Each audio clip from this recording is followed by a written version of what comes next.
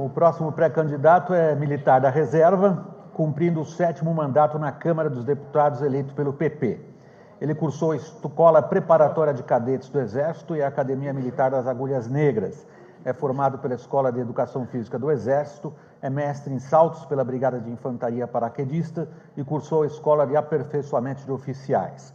Começou a carreira política em 1989, eleito vereador. Em 2014, eleito deputado pelo Rio de Janeiro, com 464 mil votos. Nasceu em Campinas e é o pré-candidato do PSL, o deputado federal Jair Bolsonaro.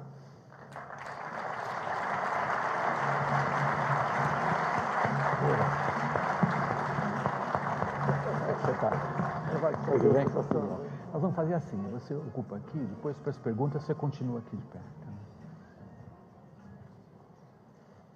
Já posso ir? À vontade.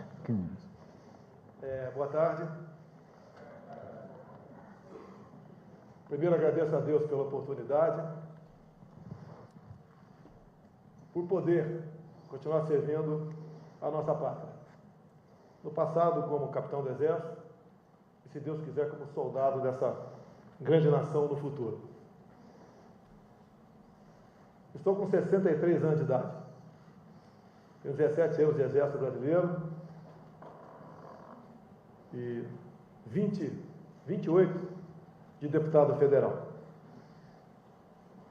Ao término das eleições de 2014, eu pensei comigo mesmo, analisando o quadro político brasileiro e dada a experiência política que nós temos dentro da Câmara.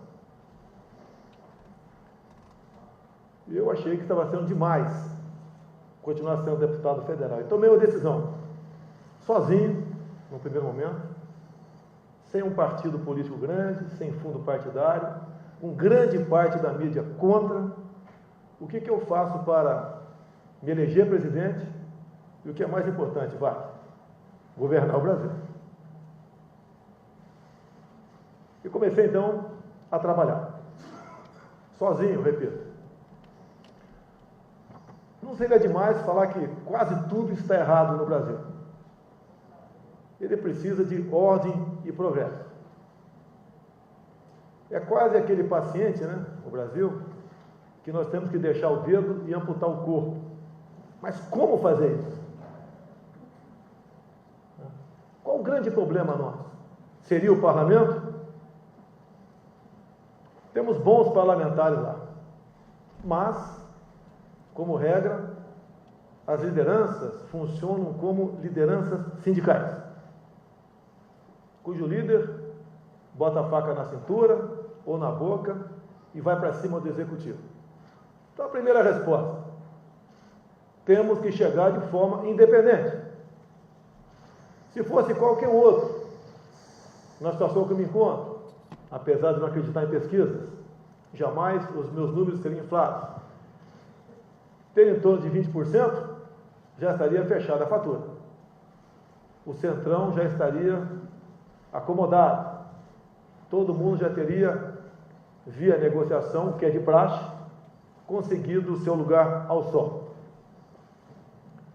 Então, para a gente poder buscar fazer algo diferente do que está aí, e tem que ser muito diferente, mas, obviamente, ao lado da Constituição, ao lado das leis, sabendo que um presidente pouco pode fazer sem o parlamento, nós começamos também a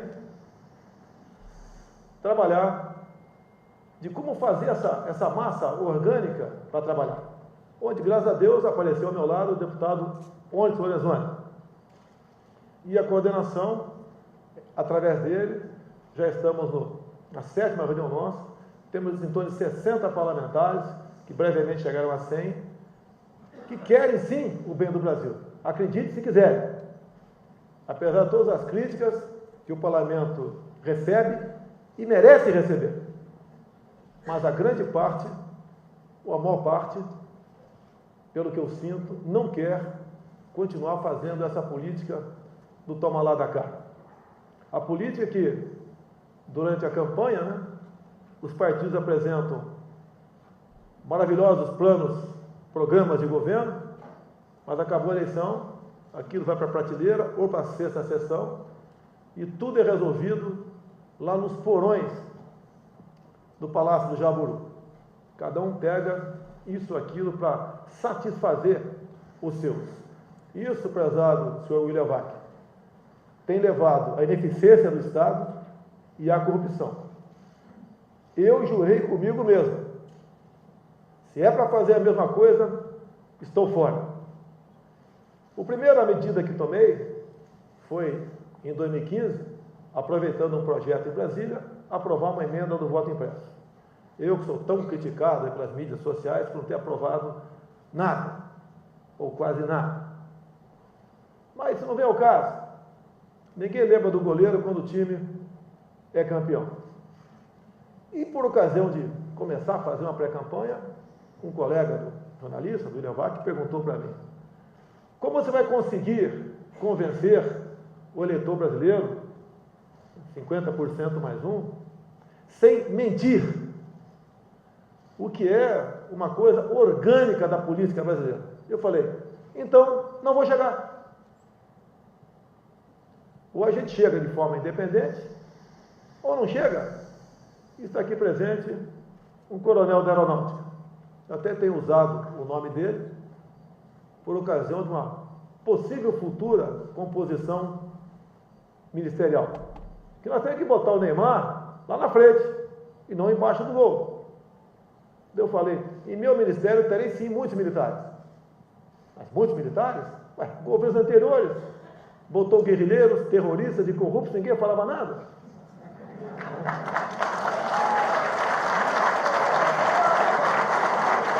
Então, um dos exemplos, eu quero botar, por exemplo, no Ministério da Ciência e Tecnologia, que pouca gente sabe que é o ministro dessa pasta tão importante. Quero botar um coronel da aeronáutica. Ah, por que o coronel da aeronáutica? É porque ele, por acaso, é o Marcos Pontes e é o nosso astronauta. Se tiver alguém melhor qualificado do que ele, a gente conversa. Com toda certeza, o Marcos Pontes vai pegar o cap dele, bem-vindo. Posso auxiliar em alguma coisa? Que nós não temos ambição pelo poder. Eu não tenho ambição pelo poder. Entendo que isso seja uma missão de Deus. E nós, com essa independência, temos que botar as pessoas certas nos locais certos. Sem querer prometer emprego para ninguém aqui. Mas eu vejo o William Vac aqui, uma pessoa excepcional.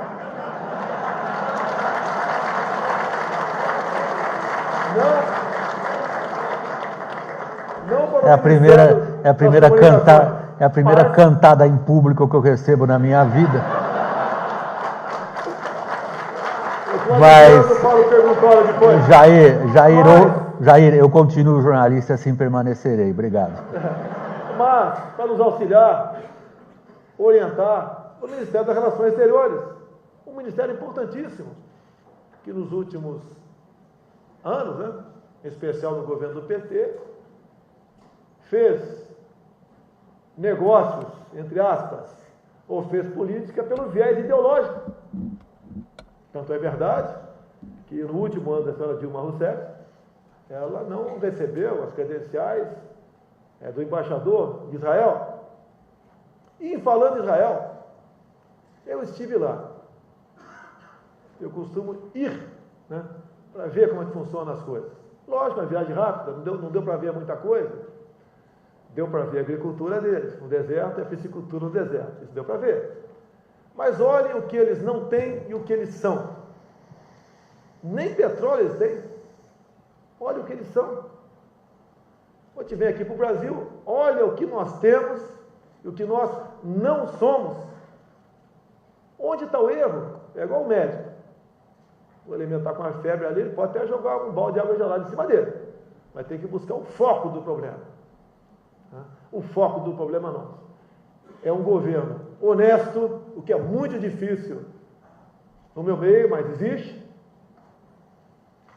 Por crer em Deus, eu tenho dito, um presidente cristão e também que seja patriota. Pense no seu país de verdade.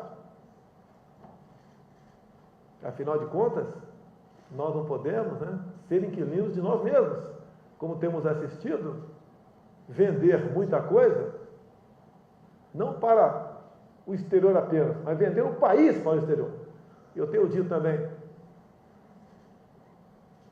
alguns países têm comprado no Brasil, o outro está comprando o Brasil. Temos que evitar isso daí, a qualquer custo, até mesmo, já que o assunto aqui vai ser voltado para o agronegócio, no caso aqui, energia, nós não podemos abrir mão da nossa segurança alimentar, onde todo mundo, até em casa, se preocupa, né, em tendo família, o que os filhos vão comer daqui a pouco, hoje à noite ou amanhã. Nós não podemos abrir as nossas terras agricultáveis, vender para o capital de fora, para países que nós sabemos que o objetivo é para si, não é para nós. Por exemplo, a China, com 1 bilhão e 400 milhões de habitantes, que revogou há pouco a lei do filho único. Não vou me meter na política inteira da China, quem sou eu? Mas, qual o objetivo deles? Estão comprando o Brasil. Cadê a nossa inteligência estratégica? Não temos.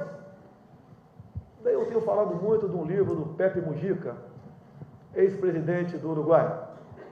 Ele deixou a presidência, fez um livro, quem puder comprar, compre. Eu não estou vendo nada com isso.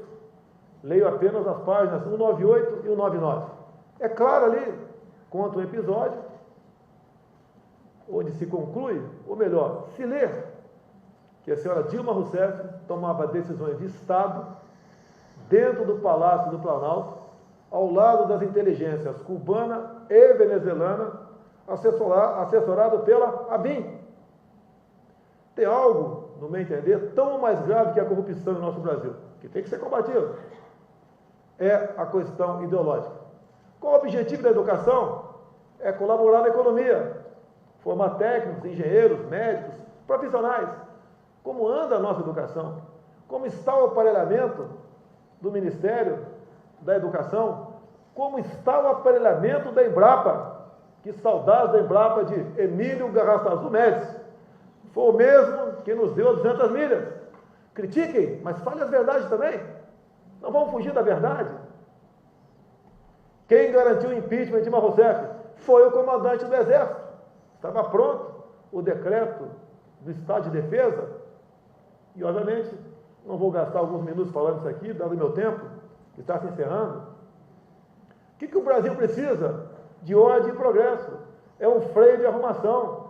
Quando eu falo em botar um general ou um coronel no ministério, é pelas suas qualificações, não pelo seu posto, mas o posto ajuda a dar uma segurada nos desejos mais primitivos da nossa classe política.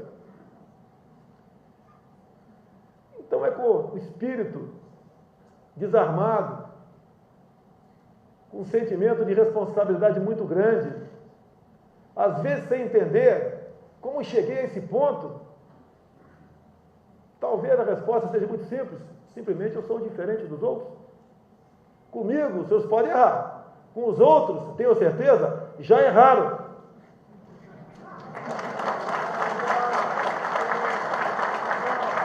Ninguém governa sozinho, mas devemos fazer um governo com a menor interferência possível do Estado em outras questões, como a questão energética. Porque temos algumas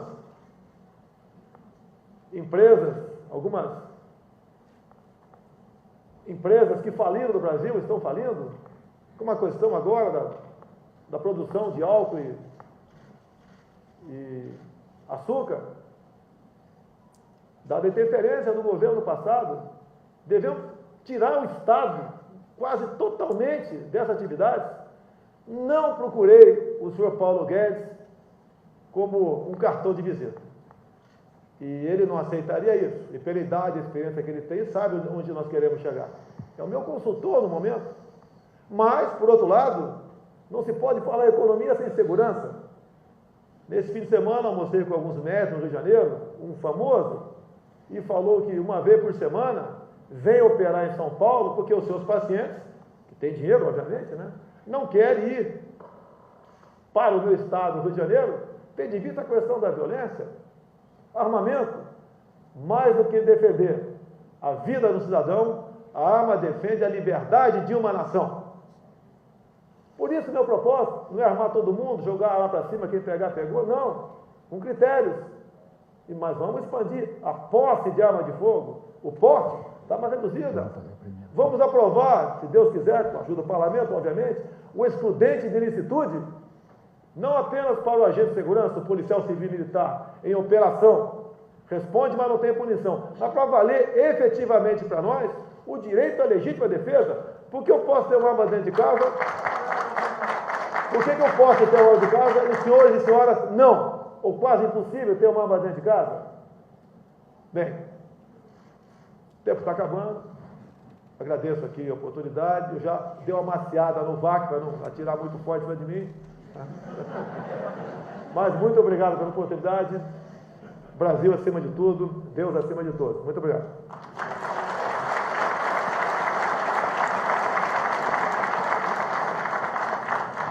Pelo seu senso de humor na sua palestra inicial, tem faltado um pouco humor no Brasil, agradeço o seu. Vamos agora à questão política que você destaca nas suas palavras iniciais e que eu destaquei uma das suas frases, ela é: ninguém governa sozinho. Não é difícil, pela experiência que você tem e que o Onyx também tem, de Congresso Nacional, de Câmara, imaginar que o próximo governo, seu ou não, será um governo minoritário. Num ambiente onde boa parte das bancadas já se prepara para um eventual próximo impeachment. Como você vai governar? Bem, vou levar aqui toda a sua experiência, estou com 63 anos, está mais ou menos na minha faixa etária, né? Tenho 66. Mas a tua pergunta é quase uma afirmação. Continuemos governando, toma lá da cá, ou não vai ter governabilidade. Isso eu chamo de roubabilidade. Pode me caçar um dia sim, mas não vai ser por omissão nem por corrupção. A questão do 11 Lorenzoni, 60 parlamentares mais ou menos. Eu sempre fui independente. Tanto é que o Joaquim Barbosa disse, por ocasião da leitura do seu relatório da ação penal 470, mensalão, né, traduzindo o que ele falou ali, quando citou meu nome, eu fui o único parlamentar da base aliada que não foi comprado pelo PT. A imprensa não falou nada tocante a isso aí. Mas tudo bem. Então, esses parlamentares, tá, e vai ser a nossa base. E também aqueles que, porventura, chegaram lá para buscar o entendimento. A situação como está a economia do Brasil. Quem quer o Ministério do Transporte, se não vai ter recurso para comprar 1 metro cúbico de massa asfáltica para tapar um buraco? O Brasil está nessa situação. Quando se fala em, não é apenas economia, como já disse, né, sem segurança não tem economia. Como vai fazer com que entre mais água no caixa do Tesouro, sem aumentar imposto? Que, afinal de contas, o senhor Laffer passou o largo do Brasil. Curva de Laffer, passou o largo do Brasil. É desburocratizando, é desregulamentando. O governo da Colômbia se elegeu agora, basicamente, com 2 bandeiras muito fortes: combate ao tráfico e desregulamentação. Agora, quando chegar, você tem que mostrar suas armas, apresentar isso daí. Quando eu tive em Roraima, que o governo está com problema agora para pagar a energia elétrica de Guri, de Roraima, que vai lá para Boa Vista, em grande parte. Né? Como fazer, por exemplo, uma hidrelétrica, apesar de termos outras matrizes lá, ok? Lá tem muito bom para eólica, para solar, talvez aí pela cana-de-açúcar também. E se a gente conseguir resolver esse problema, por que não teríamos o apoio da bancada de Roraima? Se nós, a questão da bancada da segurança pública, está aqui o Major Olímpio nos acompanha, que interessa a todo mundo a questão da segurança, são esses homens que têm que discutir segurança. Não, eu posso até discutir, mas esse tem muito mais conhecimento do que eu. Quando se fala em bancada evangélica, o que o evangélico pede? Questão de ideologia de gênero. Fui agora à Ásia, olhar um pouco como funciona a educação lá. Lá não existe isso, nem sabe o que é isso. Então a gente começa a atender a bancada ruralista. O que eles querem? Eles querem segurança no campo. Não aguentam mais invasões. Temos aqui alguns colegas, como o coronel Davi presente aqui, tá? Entre outros aqui de Mato Grosso do Sul, tá? Que falaram, e é verdade, tem mais de 100 fazendas invadidas lá em Mato Grosso do Sul, Estive no Maranhão agora, lá não se faz, aqui não se faz integração de posse. A Polícia Militar não faz porque o governador não quer, que ele é o chefe supremo das Forças Auxiliares. Será que a gente resolver esse assunto? Quem sabe seja obrigado a ter uma tropa especial ou delegar essa ação, essa missão para as Forças Armadas ou Forças de Segurança? A gente vai atender o homem do campo? Os garimpeiros do Brasil, que são tratados como bandidos, o próprio produtor rural é tratado como bandido no Brasil. Será que nós conseguimos, por exemplo, tipificar como terrorismo as ações do MST? A gente não vai ter o apoio da bancada ruralista? Será que nós tirarmos da legislação, por exemplo, a multagem por ato tendente? Nós buscarmos fazer com que acabemos no Brasil com a indústria da multa eletrônica, que é um fator que o caminhoneiro brigou, e com razão, a questão da última greve, a situação deles. Será que a gente buscar soluções dessa forma, que estamos botando no papel tudo isso aí, prezado senhor Levac? A gente não consegue o apoio que se é para conseguir. Jair, com sua licença, é porque nós temos 15 minutos. A sua primeira resposta foi de quase 5 minutos. Eu queria colocar o Caio e o Ricardo Senes também como debatedores, por favor, Caio. Se você concluiu o raciocínio, perdoe a interrupção. Tá. Ok. Bem, senhor Bolsonaro, o negócio dessa gente toda que está aqui é talvez o negócio de maior risco que nós temos no país. E, na verdade, o tratamento que se recebe, digamos assim, nos últimos anos dos governos tem sido absolutamente o oposto dessa importância.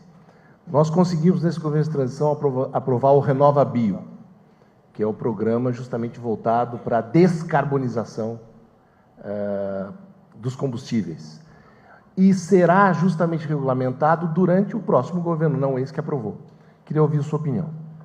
Olha, eu tenho uma linha que o Brasil precisa de menos leis, menos decretos, menos portarias, menos normativa, mas essa é bem-vinda.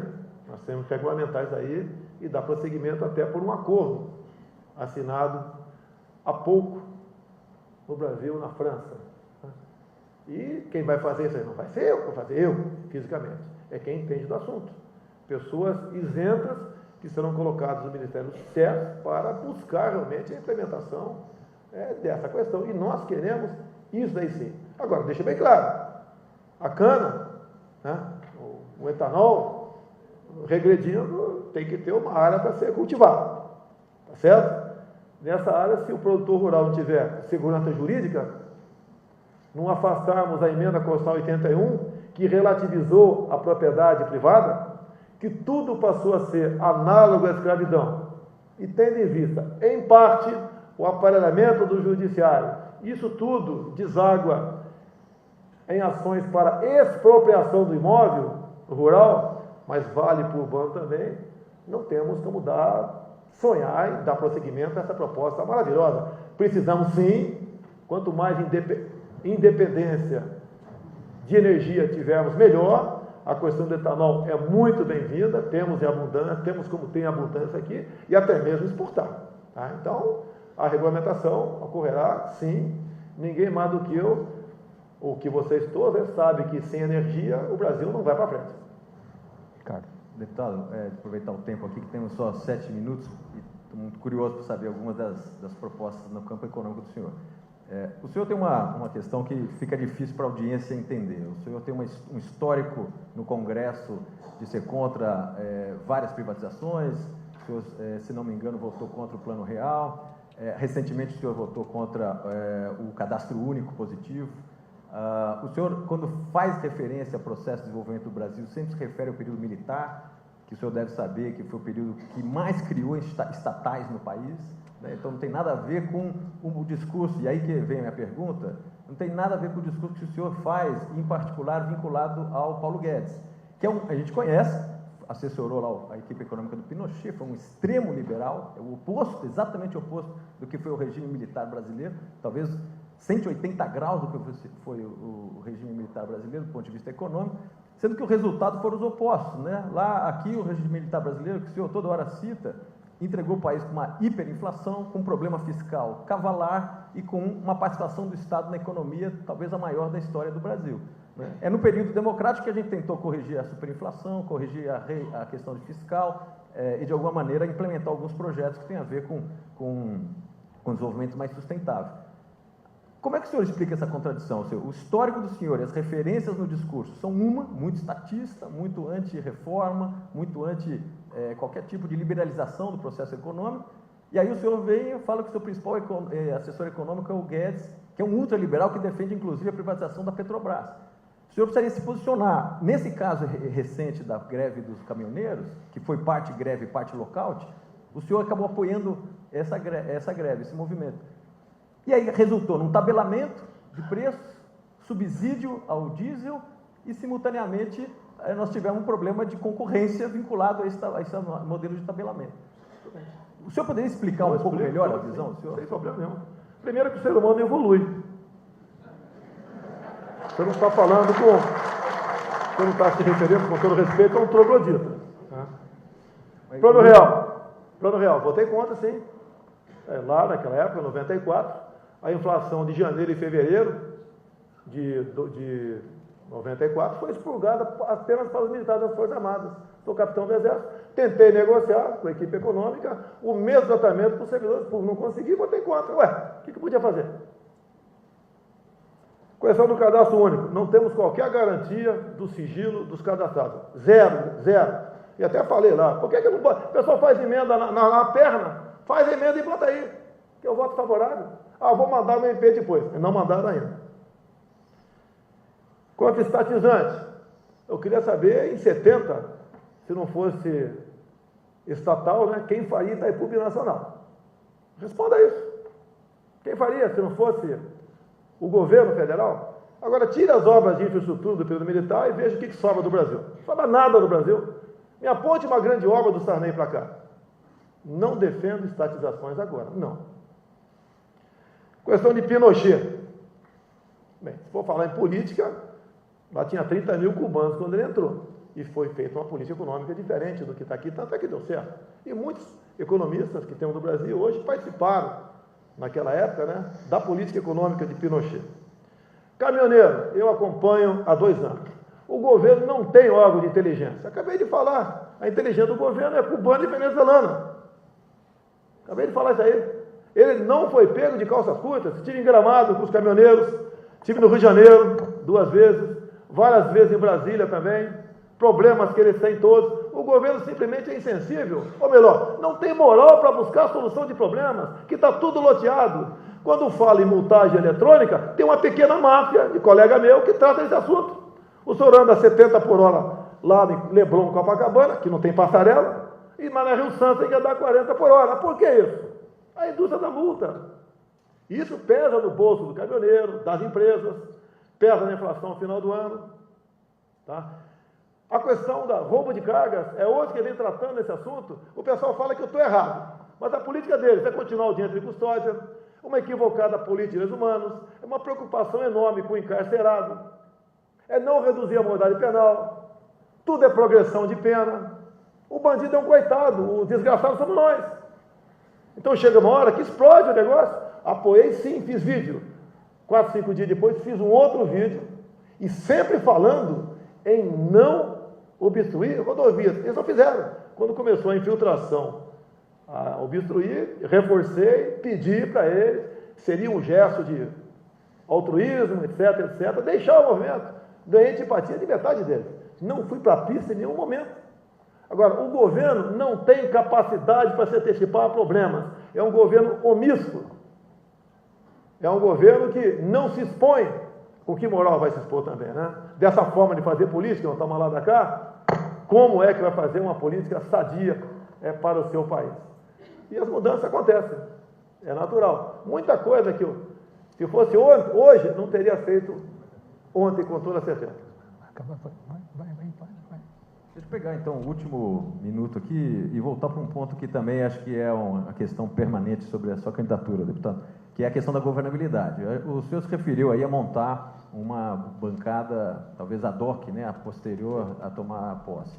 Mas a gente precisa lembrar, talvez, um pouco o histórico, vou ser bem rápido. O histórico do senhor foi aprovar, ao longo dos 24 anos, 1 ou 2 projetos, o senhor nunca liderou uma comissão, relatou um projeto importante. Como é que de uma hora para outra o senhor, que em 24 anos não conseguiu montar uma coalizão mínima, conseguiria no dia 1º de janeiro? A pergunta é complexa, Jair, mas infelizmente o tempo é curto. Como é que são escolhidos os líderes de partido, vice-líderes e presidentes de comissões? É a maneira como é escolhido. Se eu tivesse participado dessa coalizão toda, talvez tivesse preso uma hora dessa. Essa é a forma de fazer política também. Me desculpa aqui, é verdade. Falam sobre, violência no Rio, o cara não fez nada. Se eu tivesse feito algo com o Cabral, estaria jogando dominó com ele em Bangu. Que a maneira de fazer política atualmente é essa. Essa é a verdade, que o povo brasileiro não está acostumado a ouvi-la. Faltam 30 segundos. Faltam 30 segundos. Posso elogiar o Levac de novo? Se for em tom de piada, eu adoro uma brincadeira. Né? Mas nós perdemos, pelo politicamente correto, esse espírito de brincar. Não pode brincar por mais nada praticamente. E eu exagero de vez em quando nas brincadeiras, por isso sou réu no Supremo Tribunal Federal. Mas a gente vai mudar o Brasil se Deus quiser. Muito obrigado. Aí.